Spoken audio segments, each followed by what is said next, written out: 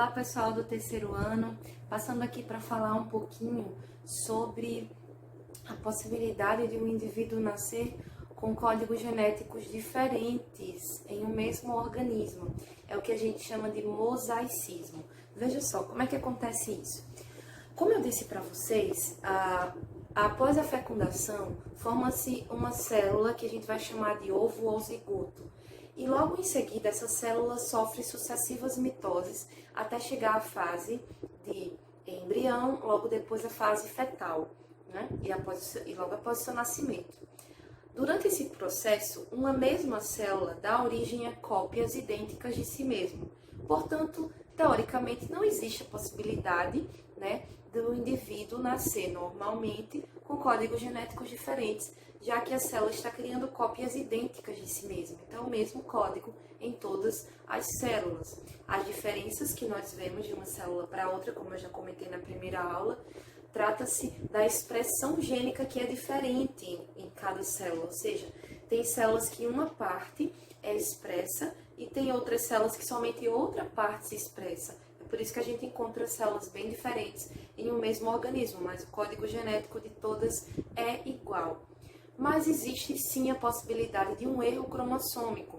Nesse processo de divisão celular, como vocês estão vendo aí na imagem que aparece aí na tela, existe a possibilidade de uma célula no processo de divisão celular ocorrer uma falha, um erro, e então alguma parte do seu DNA sofrer uma pequena alteração. Essa célula alterada vai criar cópias de si mesmo, enquanto a outra parte que está correta também continua tirando cópias de si mesmo. Ou seja, a gente tem dois códigos genéticos se multiplicando aí, dando origem a um mesmo organismo. Essa condição anormal a gente vai chamar de mosaicismo. Galera, é possível também algumas doenças, algumas anomalias cromossômicas, esse é o termo correto, algumas anomalias também se manifestarem através de mosaicismo. Por exemplo, a síndrome de Down, né? É uma alteração cromossômica do par 21.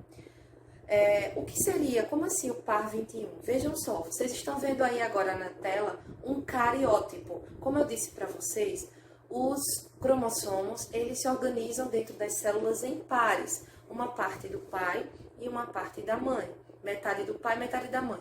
Quando esses cromossomos se unem, né, eles se organizam em pares. E quando a gente faz uma extração de DNA para análise, a gente observa todos esses cromossomos aí organizados em pares, que é o que a gente chama de cariótipo, tá?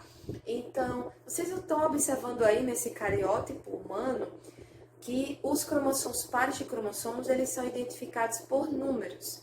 Então, observem que no par de número 21, o cromossomo está triplicado. Né? Isso é errado, porque na realidade só deveriam existir duas cópias, né? Mas existem três.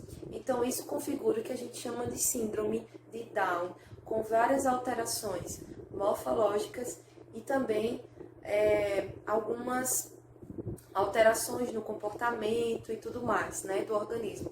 Dificuldade, né, de aprendizagem, um pouquinho mais de dificuldade, alteração cardíaca. Então, o indivíduo com síndrome de Down, ele é mais suscetível a problemas cardíacos, né, além de várias alterações aí no seu corpo, né, o olho, né, puxadinho, assim, característico de quem tem a síndrome. Só que, no caso da síndrome de Down, pode acontecer também mosaicismo, ou seja, algumas células saírem assim com o cromossomo 21 triplicado, só que parte das células não aparecerem com essa alteração. Então, a gente tem graus diferentes de síndrome de Down, né? Então, pode existir a depender da quantidade de células que estiverem assim triplicadas, ou seja, quanto menor a quantidade de células com trissomia do 21, menor vão ser o surgimento, a expressão da síndrome de Down. Mas quanto mais células existirem, mais grave vai ser, digamos assim, o aparecimento da síndrome. Por isso que a gente tem síndromes mais leves e síndromes um pouquinho mais complexas, né?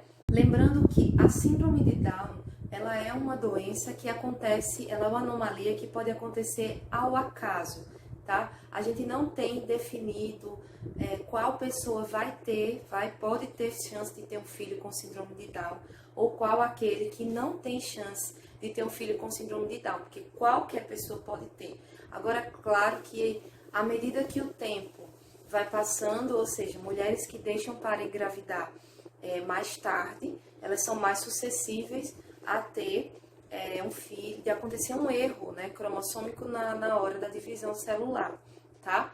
Mas no caso da síndrome de Down, ela não é uma doença hereditária. Existem, né, determinados tipos de alterações que elas podem ser hereditárias ou não. Como assim? Se a alteração ela acontecer nos cromossomos, aliás, nos cromossomos somáticos, né, essa doença ela não vai ser transmitida, mas se a alteração ela acontecer no par de cromossomos sexuais, então a alteração ela é hereditária, ela pode ser transmitida, né, para os descendentes. Então, o mosaicismo também pode ser hereditário se a alteração acontecer aí nos cromossomos sexuais, tá? Então é isso.